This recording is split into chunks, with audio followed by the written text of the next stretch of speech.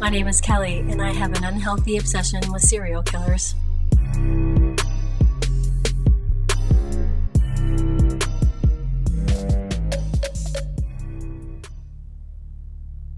Well, welcome back. This is Kelly, and we've got some king-size killers in bite-sized bits. Today we're going to be talking about Robert Yates.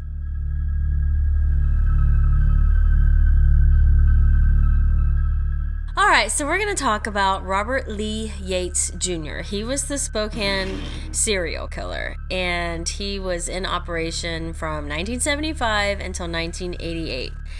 1998. He was arrested in 2000. He would troll downtown in Spokane and pick up sex workers. And he'd have his dates with them, and he would murder them. He would shoot them in the head, and he would dump their bodies in like rural neighborhoods, rural areas. And he would actually prepare his car. He would have things put down so that, when he did shoot them, that the blood didn't, pool in his car anywhere. So he did a little bit of work to try to keep the DNA to a minimum. But when he was arrested, they did find DNA matching some of the victims, as well as they had some dried blood and a button from one of the woman's clothing. So as they started to realize that they had a serial killer, they started to talk more to the sex workers, and they came up with one of the last victims was seen getting into a white Corvette, and so of course they started with that lead, and he was actually pulled over one night, and the officer wrote down white Camaro instead of white Corvette, so that was a big mistake. And so he was let go, obviously. So he was a family man. He was married and had 3 children. By all appearances, he looked to be, the ideal family man, blah, blah, blah, same old, and did a lot of things with his kids. But when they done some interviews with his girls, and they say the same thing. Like, there's a lot of outward appearances that he's like this upstanding citizen. He's in the Army. He's an helicopter pilot. He's actually so good at it that he is the instructor for the instructors. So, he basically teaches the instructors how to instruct. So, and he made his career that way. They did move around a little bit, but they did land in Spokane, and there's never been any explanation. He's confessed to 2 of the murders, and he's suspected of murdering up to 18 women. And so nothing's ever come out. He's never publicly talked about his crimes. He's never given any interviews that I could find. And so it's a little bit of a mystery as to what triggered him, what kind of cracked and set him on that path. His family was quite surprised. There's interviews with his father, and his father was, said he had absolutely no idea.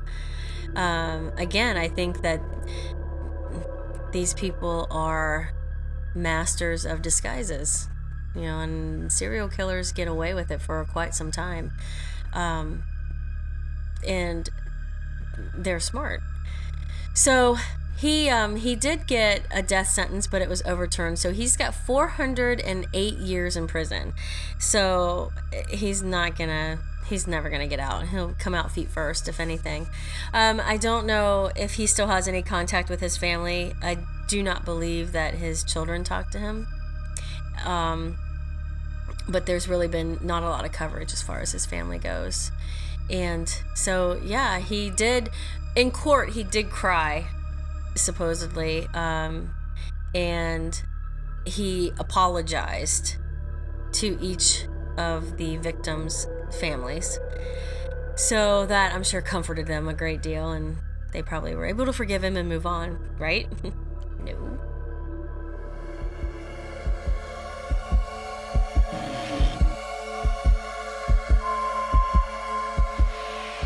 Richard Ramirez.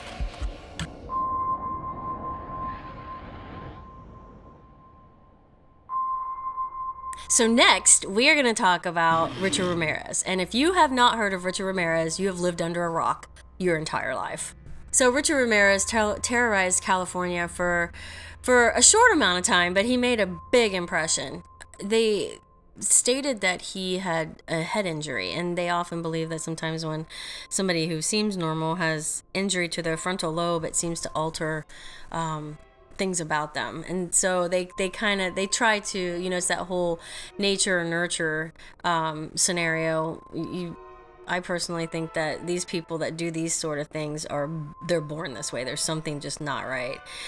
But anyway, he sustained a head injury. And after that, people started noticing different mood changes in his behavior. And so he hung out with his cousin that was just back from Vietnam. And his cousin would show him these photos of women that he had raped and murdered while he was over in Vietnam. And Richard was quite young, not very old at all. And I think that he was 12. I think that he was around 12 years old.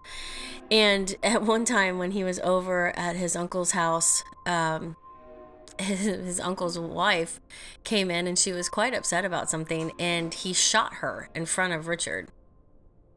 And so that was always in his mind, obviously, and traumatized him. And so after that, he just started doing petty things, breaking and entering, just, shoplifting, things like that. And obviously he got into some drugs. And then he started this murder spree, and he confused the police for a long time because he had no real MO. Except if your window was open, he's going to come through it. He would use guns, he would use knives, he would strangle, he would tie them up, he mutilated them. He didn't have any sort of age preference. There was young people, there was a 78-year-old woman, and I mean he would rape these women, and just he sodomized a 9-year-old boy. I mean, this person was just inside out and twisted. And they say it was one of the hottest summers, and people were sleeping with their windows closed. And mind you, I mean, some people couldn't afford it. They didn't have air conditioning, so you were warm. So yeah, I mean, if he could get in, he ambushed one woman as she got into her garage, got out of her car, and she turned around and he was standing there, and he shot her. And what saved her were her keys. The bullet had actually hit a key instead of, killing her. But he did go inside and murder her roommate. So sometimes he would, just straight up kill him. Sometimes he'd hang around. He typically always robbed them. One woman had her eyes removed. He painted a pentagram above one woman's bed. And it just so happened that one day he was getting off a bus and walked into a convenience store, I think, and there was a picture. His picture was up, and they were looking for him, and people started to recognize him, and he panicked, and so he took off running. And as he's running, he's literally running, and these people are coming out of their garages and coming at him with different things, and they chased him down and beat his ass and held him until the cops got there. And so that's how he was captured. So basically, the neighborhood whooped him and held him until the police showed up. And so, he was arrested, and he was incredibly cocky and just was not all that cooperative. When he went into court, he would dress up. He literally had a following of females, and I'm not really sure what that means. I mean, Ted Bundy had female followers. It's just weird. So he would come into court, and nothing seemed to faze him. He would turn around and he would smile and wave at the women that were in the courtroom. He would sport some sunglasses. When he had a pentagram on the palm of his hand, and there's a picture that's always been associated with him, of him holding up this pentagram. And so, obviously he was found guilty. So he was convicted and given 19 death sentences. And during his incarceration, there are interviews out there with him, and he was so arrogant and just such a douche. He would toy with people. He'd talk in circles. He wouldn't answer any questions. He'd talk about, it was almost like he was trying to, Manson would, it was always a circle with him. Like it was a riddle kind of when people would talk to him in interviews. And so I kind of think that's how Ramirez was. And while he was in prison, there was a woman that wrote to him. She came to visit him after, they wrote letters for a while, and she came to visit him, and she ended up marrying him. Now, that's a special kind of stupid. And, there was a picture out there of her with him, and she would talk so fondly about him. And, that's a whole other podcast. But, so he died in prison of natural causes. Now, what the fuck? I really think that he should have experienced some of the displeasure that he put on these other people. He got away with it. He went to prison. So what? I don't really think that he cared too much about anything, including hygiene. So it wasn't, I'm sure, his living quarters. It was probably better than the bridges he was sleeping under. So, he was 53 when he died. And, was kind of young. I think he should have just been strapped to a chair. But, oh well. Hopefully there's a special place in hell for someone like that. So that's what I've got on Richard Ramirez, the Night Stalker.